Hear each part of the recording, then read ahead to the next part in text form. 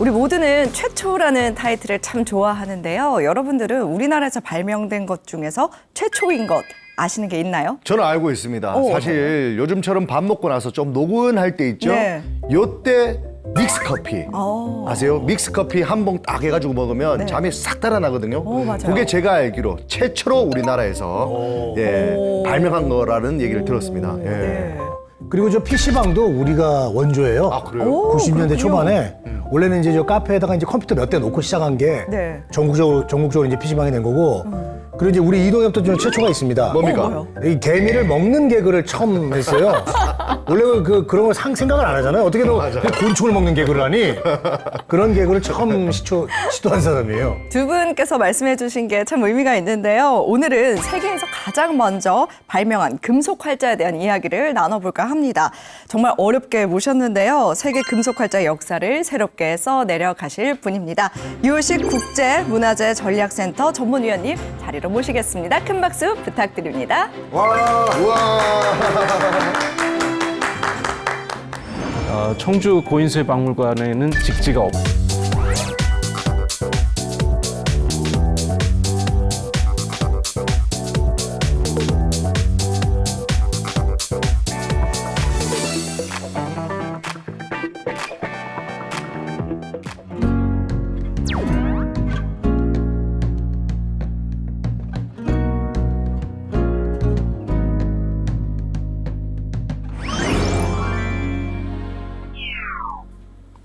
예, 반갑습니다. 방금 소개받은 유우식이라고 합니다. 반갑습니다. 네.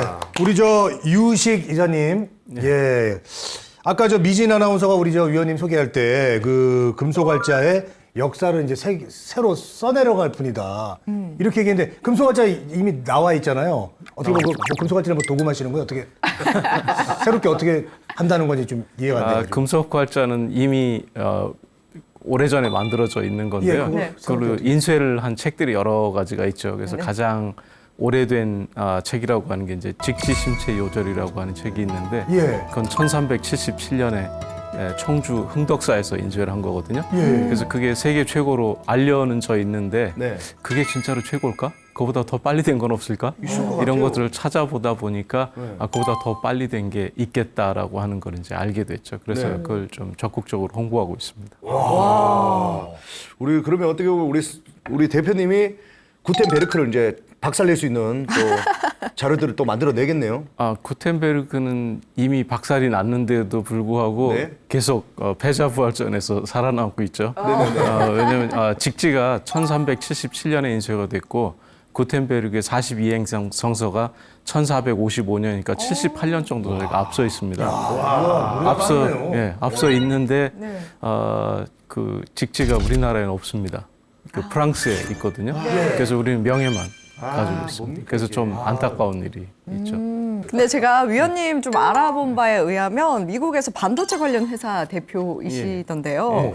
소위 전자공학 전공자이신데 어떻게 이 이공계 연구를 하시던 분이 이 직지와 금속 활자에 관심을 가지게 되신 건지 궁금합니다.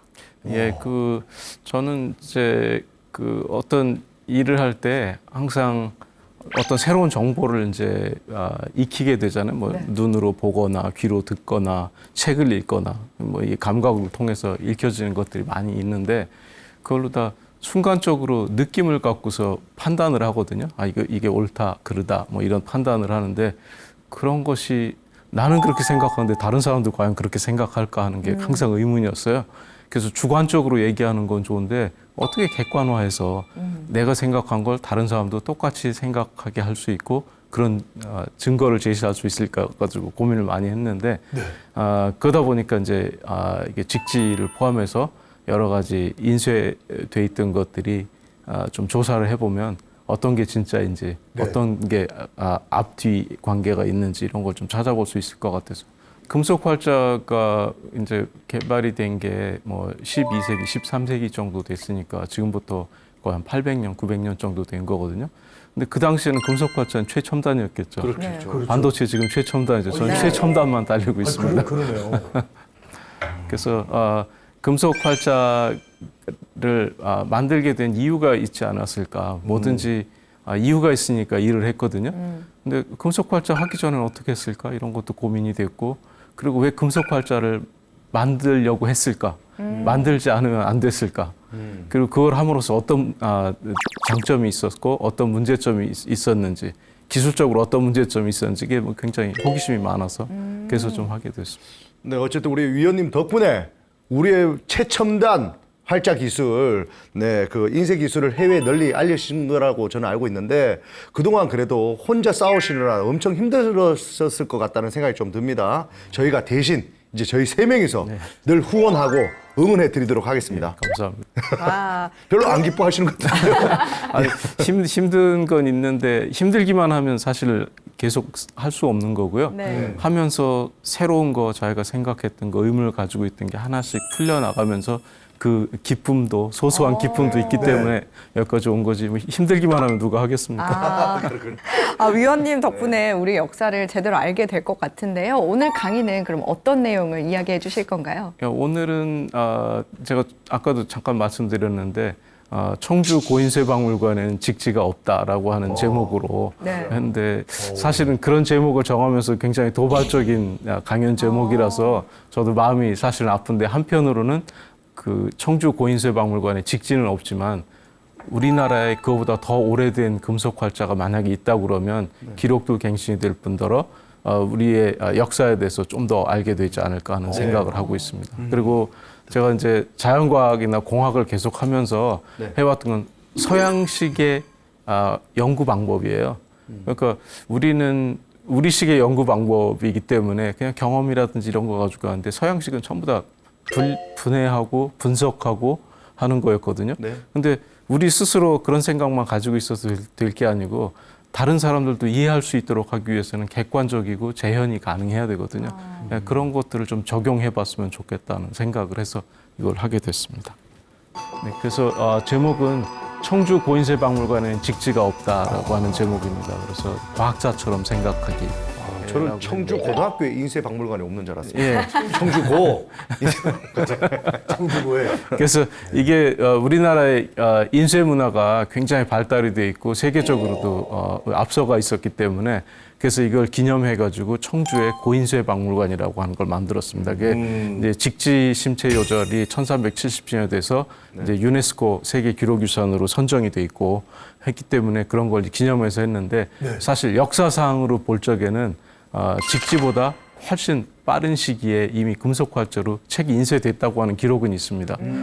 1234년에 상정고금예문이라고 하는 것이 28부를 금속활자로 인쇄했다고 하는 기록은 있습니다. 근데 네. 책이 아직 발견이 안 됐어요. 책을 발견해야죠. 예, 그래서 책을 발견해야 되는데 제가 좀 숨은 그림 찾기를 잘 못해서 아직 거기까지 못하고 있습니다. 그러니까 28권밖에 없는데 그걸 어떻게 찾겠습니까? 네. 그죠?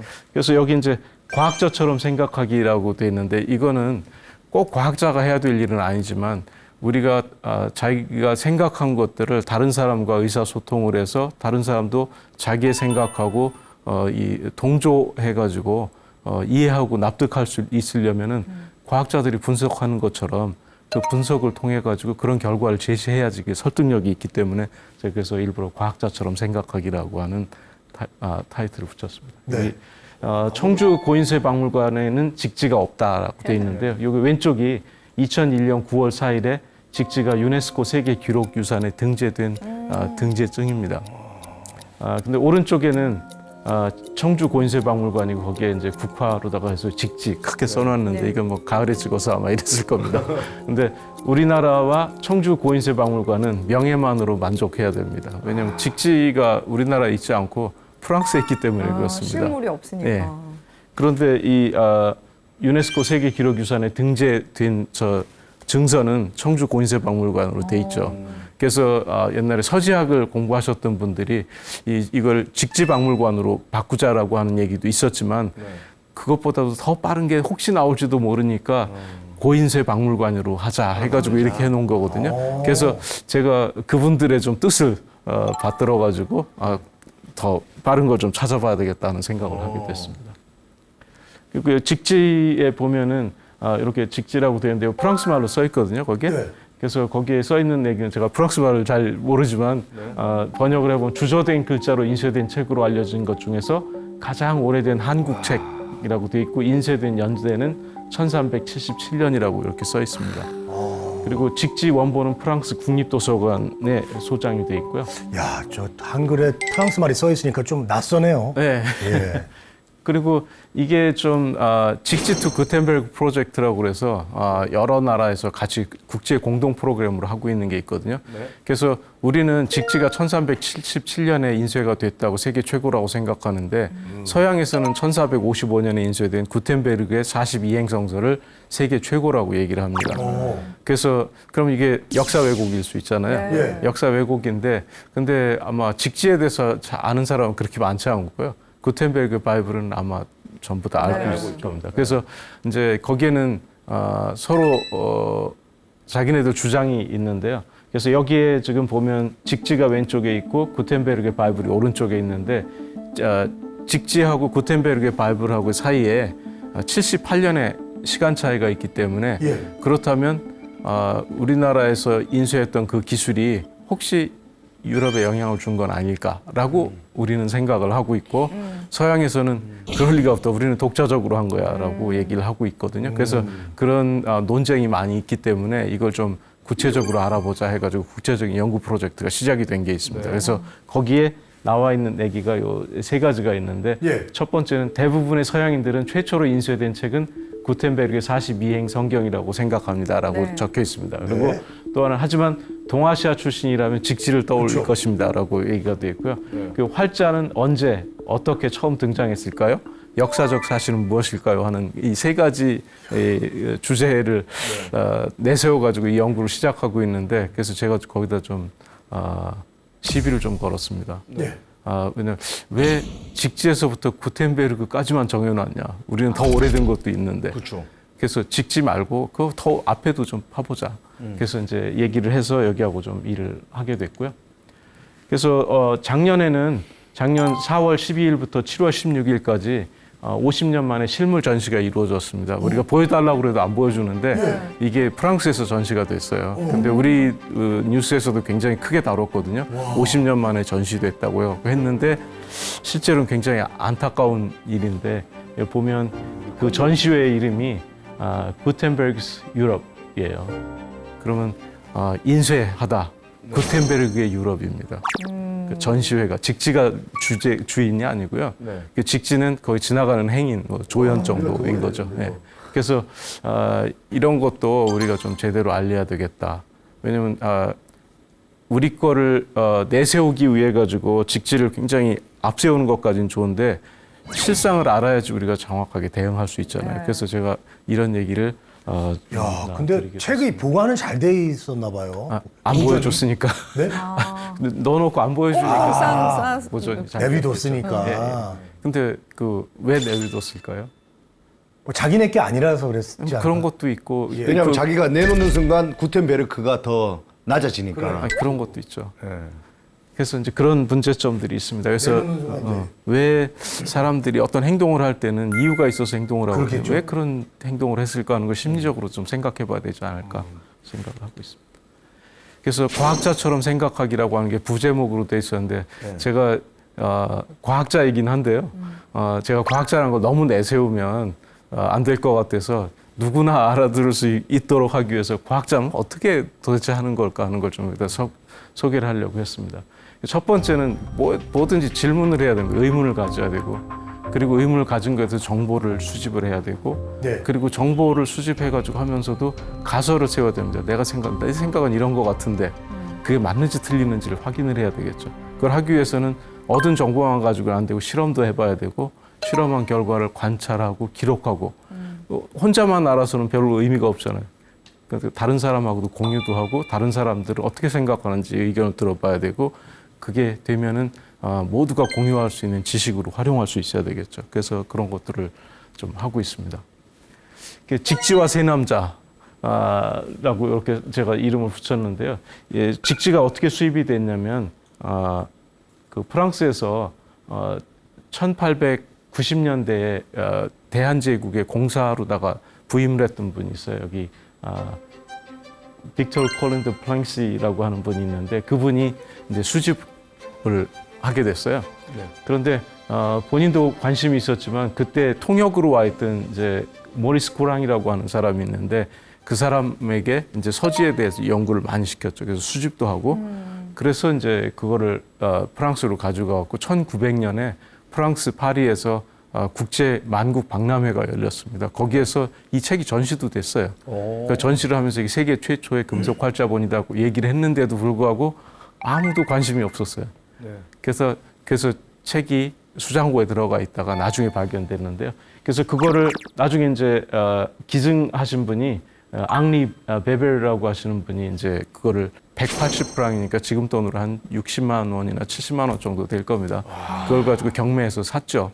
사가지고 이제 가지고 있다가 다른 걸 많이 기부를 했는데 이건 기증을 안 하고 있다가 유언장에다가 내가 죽고 나면 파리 중앙 도서관에다가 기증을 하라고 이렇게 이제 얘기를 했던 거죠. 그래서 이제 기증이 된 거고. 그래서 다른 것들은 약탈 문화재인 경우에는 우리가 반환을 요구할 수 있는데 이거는 가지고 간 거거든요. 이게 사가지고 간 거고 그렇기 때문에 그걸 할 수가 없어요. 그래서 그럼 누가 팔았을까요? 글쎄요. 근데 아마 헌책이라고 생각했을 테니까 그냥 팔았겠죠. 근데 팔았나? 저 같은 경우에도 그렇잖아요. 어렸을 때 보면 뭐 우리가 항상 가까이 있는 거는 별로 귀중하다고 생각하지 않잖아요. 그냥 뭐 누가 돈 준다고 그러니까 팔기도 하고 그랬겠죠. 근데 프랑스 사람은 이걸 알아봤는데 왜 우리나라 사람들은 못 알아봤을까? 이런 것도 좀 생각해 볼 필요가 있지 않을까 싶어요. 그래서 여기 이제 기증자가 돌아가시고 나가지고 7년이 지난 1950년에 그 손자가 프랑스 중앙도서관에 기증을 합니다. 기증한 거는 1950년인데 여기 기록이 된 건 1952년으로 이제 오래됐네요. 예. 그래서 이게 9천을 떠돌다가 이제 여기로 오게 된 겁니다. 그래서 과학자처럼 행동하기 제가 6가지를 말씀드렸는데 이걸 좀 한 가지씩 해보면 말로 하는 건 간단한데 구체적으로 뭘 할 건지를 좀 설명하는 게 나을 것 같아서 해보면 질문하기. 이제 직지가 가장 먼저 금속 활자로 인쇄되었을까 하는 거를 한번 고민해 봐야 되겠죠. 제가 만약에 금속 활자를 만드는 사람이라고 하면 뭐 자기가 만들고 싶어서 만든 경우도 있겠고 해야 되기 때문에 그냥 했을 수도 있어요. 그렇지만 직지라고 하는 책을 인쇄하기 전에 많이 다른 거 해봤을 거잖아요. 그럼 직지가 제일 먼저 인쇄된 거일 가능성은 거의 없겠죠. 그거보다 앞에 있을 거잖아요. 그런 거 좀 해보면 할 것 같고 그리고 직지보다 오래된 금속 활자본이 한국에 남아있을 가능성은 없을까? 왜냐면 한국에 없으니까 지금 직지가 한국에 있으면 뭐 굳이 제가 이걸 할 필요도 없었는데 한국에 없어요. 근데 우리는 가가지고 계속 빌려주세요, 보여주세요 하고 이렇게 하고 있으니까 좀 문제가 있다라는 생각을 했고요. 그리고 이제 정보 수집학인데 문헌 조사를 해보는데 이제 거기 보면 동국 이상국집에 보면 상정 고급 예문을 강화도에서 금속 활자로 28부를 인쇄했다고 하는 얘기가 나와요. 1234년에. 그리고 그러면 직지가 1377년인데 그것보다 더 빠르고 그 세계 최초의 기록인 상정 고급 예문보다 그 중간 정도 되는데 이게 금속 활자본이라고 얘기됐던 것들은 없을까 해서 오래된 신문 기사들을 막 찾아봤어요. 그랬더니 상당히 많더라고요. 많이 있는데 기사 한 번 나오고 다 끝입니다. 그게 끝인 이유가 있겠죠. 이제 아까 처음에도 물어보셨잖아요. 이거 왜 하냐고. 근데 힘든 과정이지만 호기심을 하나씩 해소해 나가다 보면 그 쏠쏠한 재미가 있거든요. 그래서 하게 됐는데 다른 분들은 누군가가 아니라고 얘기를 했을 때 뭐 그럼 말지 라고 생각하면 거기서 끝났겠죠. 네, 맞아요. 그래서 이제 그게 안 됐던 거라고 생각을 해요. 그리고 이제 가설을 세워야 되는데요. 제가 그 책을 몇 권을 가져간 날을 한번 생각을 해봤어요. 프랑스로. 프랑스로 거의 한 1000권 정도 가져간 것 같아요. 그래서 그걸 다 조사를 했어요. 했는데 그럼 우리나라에 책이 몇 권 있을까요? 고서가. 엄청나게 많았겠죠. 더 많겠죠. 네. 그리고 옛날에 벽에다가 벽지 붙일 적에도 거기다가 해놓고 다 했잖아요. 찢어서 붙이고. 그리고 그걸로 또 뭐 무슨 또 박스 같은 것도 만들고 용기도 만들고 막 했었다고. 그것도 찢어가지고 뭐 하고 이랬는데 그러면 우리나라에 남아있는 책이 많았을까? 프랑스로 가져간 책이 많았을까? 우리나라가 훨씬 많았을 거잖아요. 그럼 프랑스로 가져간 책 중에 세계 최고의 금속 활자본이 들어있을 가능성이 확률은 몇 %나 될까요? 거의 없겠죠. 우리나라에 있을 확률이 더 많잖아요. 이거는 그냥 단순하게 생각을 해도. 이제 그래서 이제 그걸 좀 보게 됐고요. 그래서 직지보다 오래된 금속 활자본이 한국에 남아 있을 확률은? 이라고 하는 또 의문을 이제 갖게 됐죠. 이제 실험을 해봐야 되는데, 근데 제가 그 의문만 가지고 있다고 해서 해결이 될 게 아니잖아요. 그럼 실험을 해야 되는데, 그럼 목판하고 금속 활자로 인쇄를 하고 이렇게 되면 어떤 차이가 있을까? 어떤 특징이 있을까?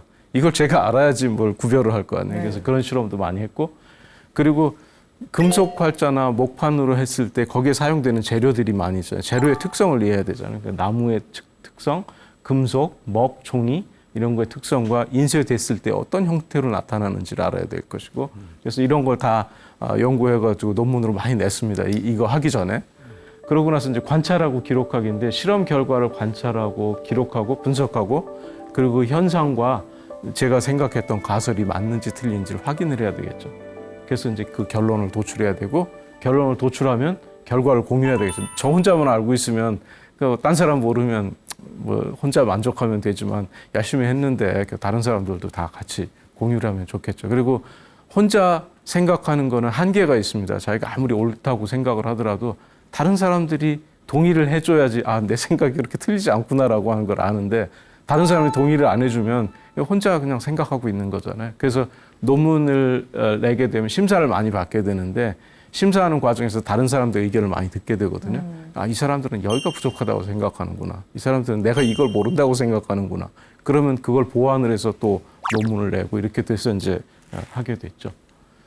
그래서 이제 재료의 특성 파악하기인데, 문방사우라고 뭐 많이 들어보셨을 거예요. 네. 이게 글을 쓰는데 필요한 4가지 벗이라고 그래가지고, 여기 글월 문자에다가 방방자에다가 넉사자에다가 벗우자 써 있는데, 지필묵연이라고 그럽니다.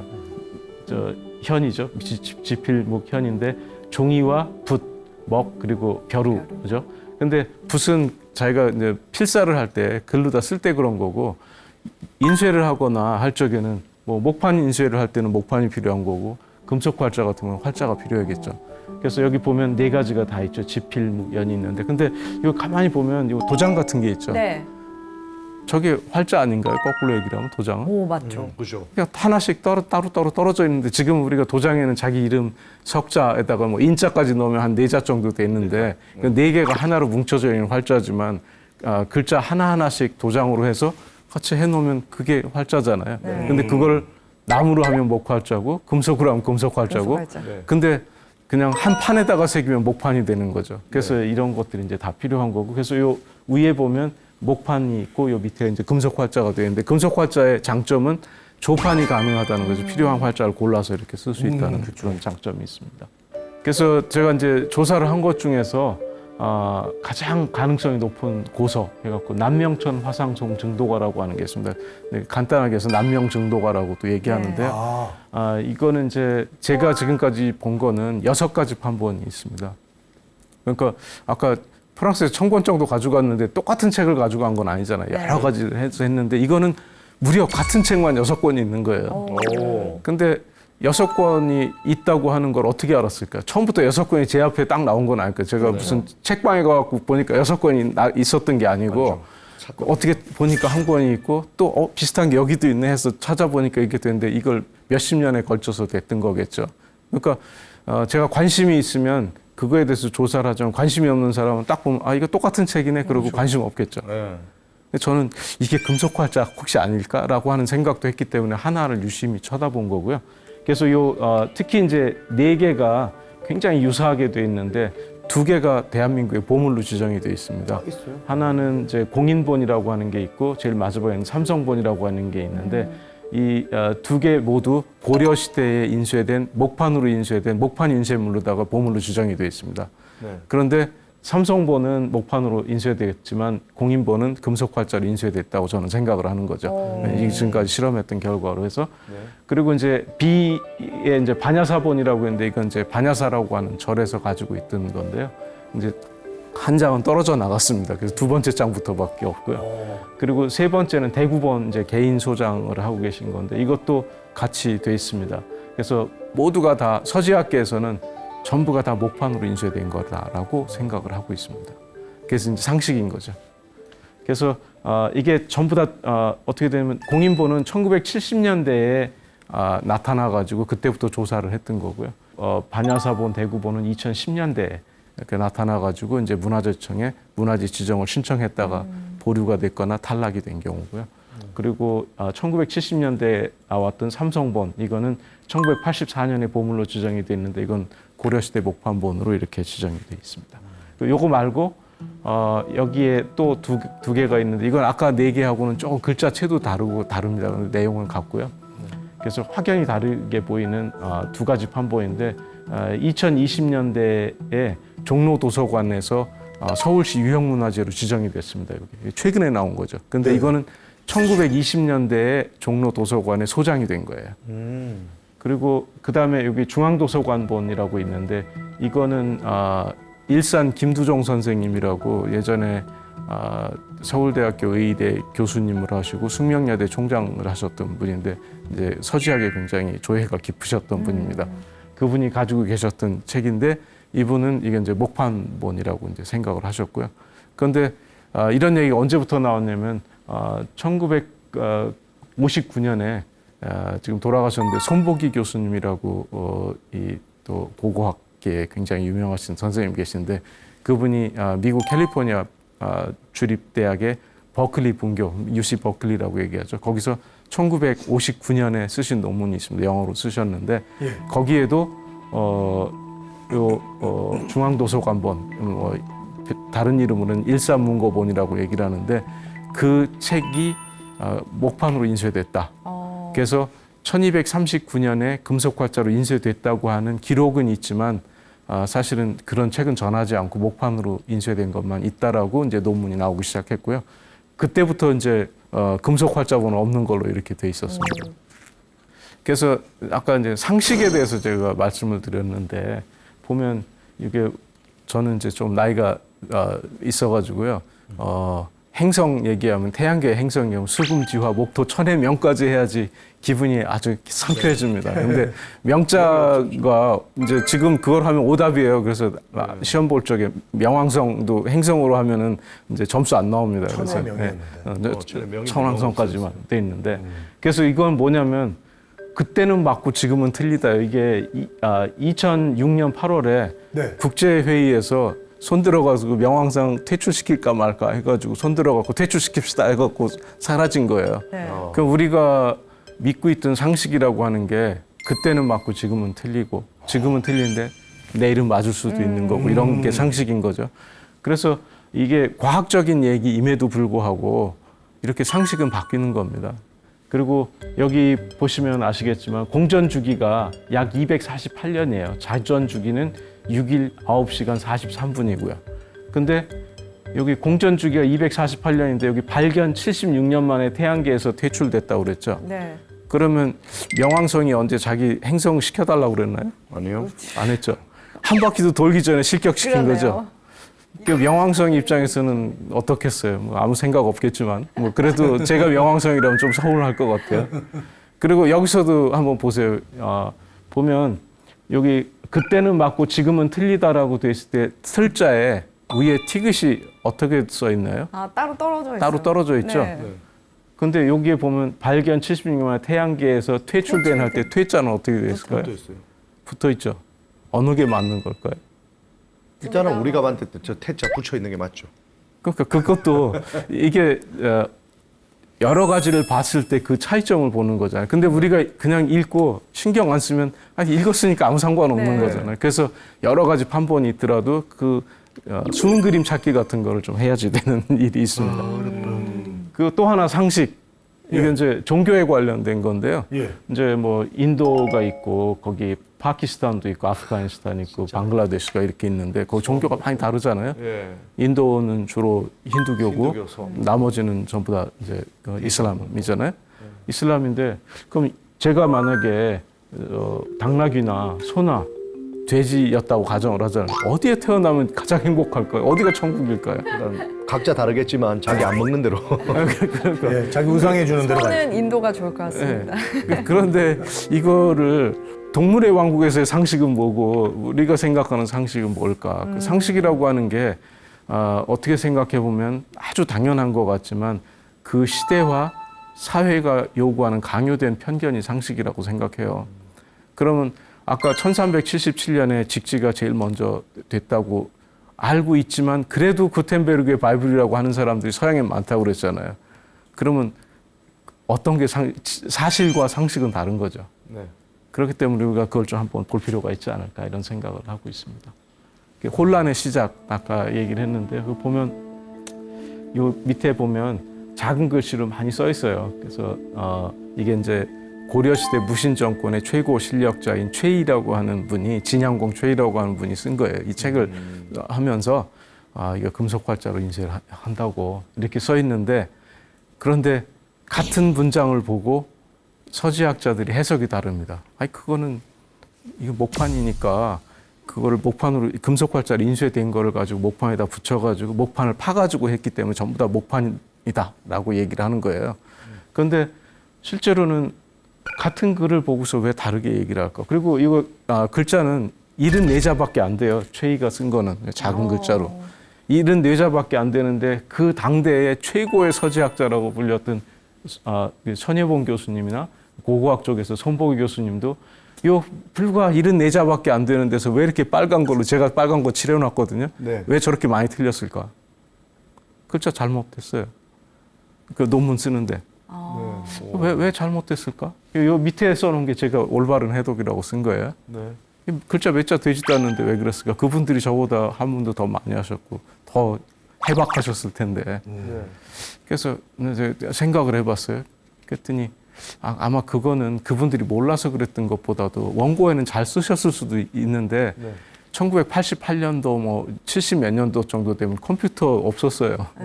없었기 때문에 이게 금속 활자로다 해가지고 했기 때문에 조판을 하는 과정에서 잘못 골랐을 수도 있고 뭐 이런 것도 있겠죠. 그래서 시대적인 배경이나 이런 것들을 전부 고민을 해가지고 해야지 어떤 사실 하나만 가지고 이렇다 저렇다 얘기하기에는 굉장히 위험 부담이 있다. 근데 한 가지 이제 해보면 아까 중앙도서관본이라고 하는 거 이게 손보기 교수님이 목판 인쇄본이라고 얘기를 했던 거였는데 거기 보면 남명천 이렇게 돼 있습니다. 그래서 천이라고 하늘천으로 돼 있거든요. 네. 근데 이거는 한문을 조금 알거나 그 문장을 이해하는 사람이면 천이라고 안 했을 거예요. 그 부자를 썼을 거예요. 대저, 대개 이런 뜻으로다가 얘기를 해야 되는데 여기에 천자로 다 써여 있으니까 천자로 다 그대로 옮긴 거예요. 그러니까 이건 판각을 한 사람은 내용을 알고 판각을 했을까요? 그냥 몰랐겠죠. 그냥 판각하는 기술자잖아요. 그러니까 그 보이는 대로 한 거예요. 그러니까 글자가 잘 안 보였기 때문에 천자로 해놓았는데 그 잘못 판각을 한 거죠. 잘못 판각한 거 가지고 보다 보니까 이런 식으로 됐던 거고. 그래서 제가 이제 논문을 여러 가지를 많이 냈는데 그렇게 연구해 왔던 내용들을 쭉 이제 논문으로 다 했는데 국내에서 굉장히 많이 논문을 내려고 시도를 했어요. 했는데 매번 게재 불가 판정을 받았습니다. 지금까지 19번 받았습니다. 아니 이유가 있을까요? 어떤 게 왜 그러죠? 저희도 귀에 쏙쏙 들어오는데 왜 안 될까요? 몰상식하다고. 네? 왜냐면 지금까지 알려진 바에 의하면 목판본밖에 존재하지 않는다라고 하는 게 상식으로 돼 있으니까 그 상식의 기준으로 보면 몰상식한 거죠. 아이고. 네, 그래서 제가 국내에서 그게 안 돼서 그러면 이거를 해외에다가 한번 해봐야 되겠다. 그럼 그 사람들은 보고서 뭐 상식을 뛰어넘은 얘기를 할 거잖아요. 네. 어차피 우리의 상식을 가지고 판단하는 게 아니니까. 네. 그래서 이제 판단을 받아봤죠. 그랬더니 전부 다 통과가 됐습니다. 와. 그래서 이렇게 국내에서도 좀 몇 개가 통과가 됐고요. 갑자기 그래서 이런 것들을 좀 하고 있습니다. 그래서 매우 유사한 4가지 판본은 모두 동일한 목판으로 인쇄한 것이라고 하는 게 국내에서의 그 상식입니다. 근데 제가 여기다 X자 해놨죠. 아니라고. 그래서 제가 관심이 있어야 본다고 그랬잖아요. 네. 관심이 없으면 목판본이야라고 생각하는 사람이 굳이 일일이 쳐다보겠어요? 안 보죠. 좀 아닐 수도 있어라고 생각을 하기 때문에 그걸 본 거죠. 같은 자리를 해갖고 보면 여기 가죽 피자가 있는데 가죽 피자가 점점 커지죠. 모양이 좀 다르네요. 모양도 다르고. 그러면 이게 같은 목판으로 찍었으면은 이렇게 될까요? 안 되겠죠. 도장을 찍으면 똑같은 도장으로 똑같이 나와야 되잖아요. 그러면 제가 본 거를 믿을 것인가, 상식을 믿을 것인가 하는 이제 선택을 해야 되잖아요. 네. 그래서 저는 내가 본 걸 믿고 말겠다. 근데 내가 본 걸 믿는데 한국에서는 다 아니라고 그러니까 밖에서 내가 본 거를 보여주고 한번 설득을 해보겠다 해서 됐던 게 이제 해외에 나온 거고요. 그리고 여기 보면 언덕 안자가 있습니다. 언덕 안자가 4개가 있는데 이 보면 이 획의 길이가 다르죠. 왼쪽 2개하고 오른쪽 2개가. 그러네요. 그럼 차이가 많이 이걸 어떻게 같다고 얘기를 하냐는 거죠. 그렇죠. 그래서 다르죠. 이런 것들을 관심이 있어야 보는 거죠. 관심이 없으면 안 보는 거고요. 그래서 여기도 또 보면 이 책 안에 이 손가락 지자가 6번이 나옵니다. 전부. 근데 공교롭게도 한 페이지에 4개가 나와요. 그래서 그 페이지를 제가 골라봤어요. 골라봤더니 요거 공인본은 금속과자본이고 요쪽은 목판본인데 공인본에는 이게 손수자 변에 오른쪽에 비수비자가 있고 밑에 날일자가 있어요. 네. 4개가 다. 근데 뭐 3개까지는 그렇게 되는데 밑에는 머리 두자처럼 돼 있죠. 네, 이게. 그러네요. 그렇게 돼 있는데 삼성본에서는 요 2번째하고 3번째도 전부 머리두로 바뀌어 있죠. 예. 그럼 이게 그 서지학자들 얘기로는 그게 떨어져 갖고 마모가 돼서 그랬다고 얘기를 해요. 그것도 말이 안 되고 서지학자들 얘기는 거꾸로 삼성본이 먼저 인쇄된 거고 공인본은 한참 후대 조선시대 중기 이후에 인쇄된 거라고 그래요. 그럼 없었던 게 생길 수는 신기한 거. 없잖아요. 그러니까 그거는 아니라는 거죠. 그래서 이건 보려고 하는 사람에게만 보이는 거고 보지 않으려고 하는 사람에게는 안 보이는 거죠. 신기하네요. 그래서 이거를 제가 한두 글자를 가지고 얘기를 하게 되면 사람들이 오해를 해요. 자기가 보고 싶은 것만 보고 전체적인 걸 안 보고 한다고. 그래서 제가 항상 그 얘기를 하거든요. 어떤 일을 할 때 보면 우리가 나무가 건강한지 건강하지 않은지를 보려면 나무 전체를 봐야 되는데 네. 우리는 나무 잎사귀를 보고 나무가 건강한지 안 건강한지를 보는 경우가 있어요. 네. 그럼 숲이 건강한지 안 한지를 보는데 숲 전체를 봐야 되는데 나무를 본다거나 나무 잎사귀를 보고서 숲 전체의 건강을 얘기할 수 없잖아요. 그럼 전체를 봐야 되겠죠. 그래서 일부 쭉 한 행을 전부 다 6가지 판본을 다 따로 잘랐습니다. 이미지로 잘랐습니다. 실제로 파손한 건 아니고. 네. 그렇게 돼서 보면은 종이의 색깔이 굉장히 다르잖아요. 그러네요. 느낌이 굉장히 달라요. 그래서 그거를 종이 색깔을 빼버리고 글자만 쫙 빼가지고 글자의 면적을 전부 다 한 글자 한 글자씩 추출을 해봤어요. 면적이 어떻게 됐는지. 그리고 그 행별로 추출해보면 점점 크기가 증가하는 걸 알 수 있죠. 먹이 묻은 면적이 늘어나는 거예요. 그건 뭐냐면 이게 다르다는 거예요. 그리고 인쇄된 순서도 다르고. 왜냐하면 목판을 판각을 할 적에 처음에는 작게 돼 있었는데 그걸 붙이고 다시 판각을 할 적에 그걸 침범하지 않으려고 약간씩 바깥쪽으로 파거든요. 그러니까 점점 두꺼워질 수밖에 없는 거죠.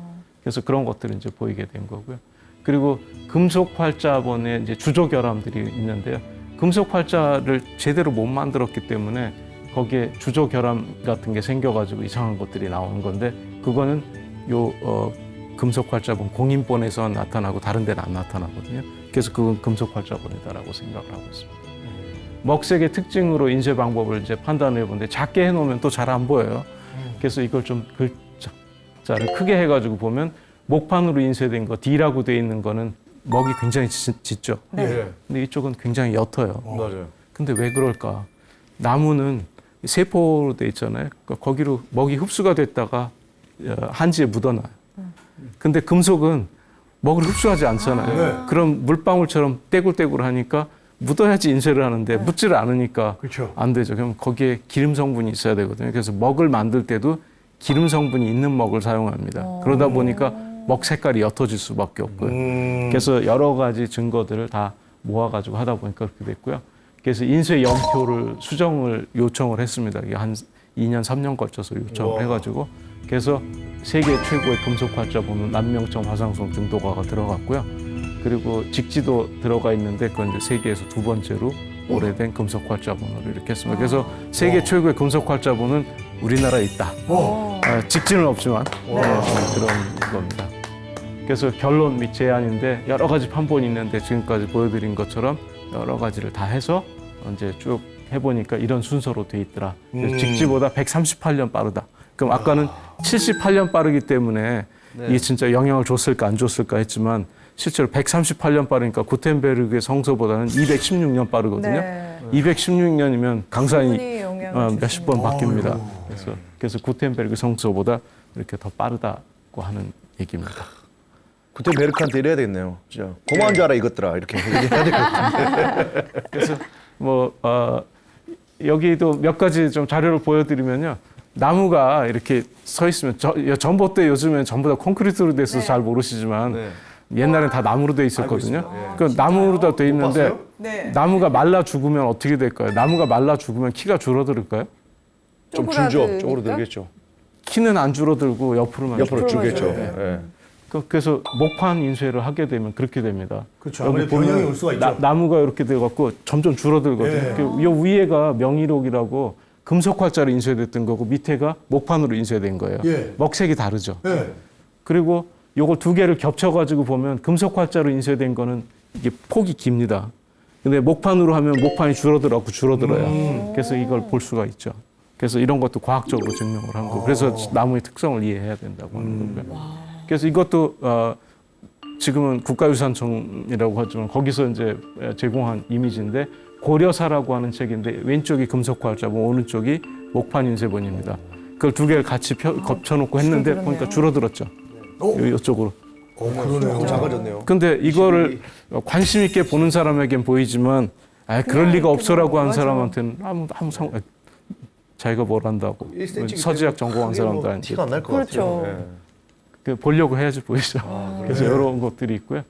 그래서 이것도 두 가지 공인본하고 삼성본하고 해가지고 보면 공인본이 항상 크다는 걸 알 수 있습니다. 그래서 이걸 보면 이 두 가지를 이렇게 색깔을 바꿔봤습니다. 바꿔가지고 이거를 해보면 이렇게 수축이 돼 있는데 같이 한번 겹쳐가지고 보면 이게 수축이 돼 있는 걸 알 수 있죠. 목판본이 수축이 돼 있다. 그래서 저는 직진은 없지만 예. 우리나라에는 그보다 더 빠른 금속 활자본이 우리가 있다. 더 빠르다. 그것도 인정을 받았다. 와, 오늘 흥미로운 활자 이야기를 들어봤는데요. 귀한 강연해주신 유식 위원님께 큰 박수 한번 부탁드립니다. 와, 재밌었습니다.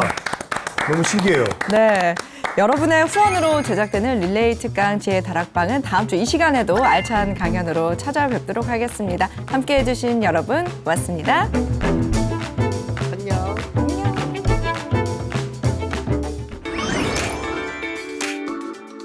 제가 가지고 있는 아주 소중한 보물이 하나 있다고 치자고요. 네. 있는데 이게 보물이라고 하는 것까지 누구나 다 인정을 하는데 그게 내 게 아니고 다른 사람 거야라고 했을 때 어땠을까요?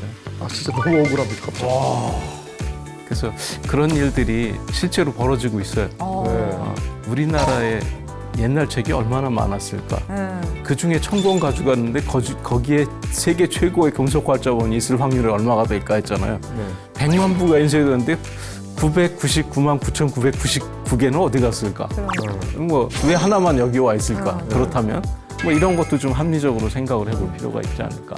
제가 지난 시간에 이 얘기를 좀 못했는데 프랑스 사람 어떻게 알아봤을까? 우린 못 알아봤는데. 서양 사람의 입장에서 딱 봤을 적에 내용 이해할 수 있겠어요? 못하죠. 그럼 내용 이해 못하는데 그런 관심 있는 게 어떻게 만들었을까? 어떻게 인쇄했을까잖아요. 우리는 내용에 관심이지 그 책 뭘로 인쇄했는지 관심 없잖아요. 그러니까 보는 시각이 달랐던 거예요.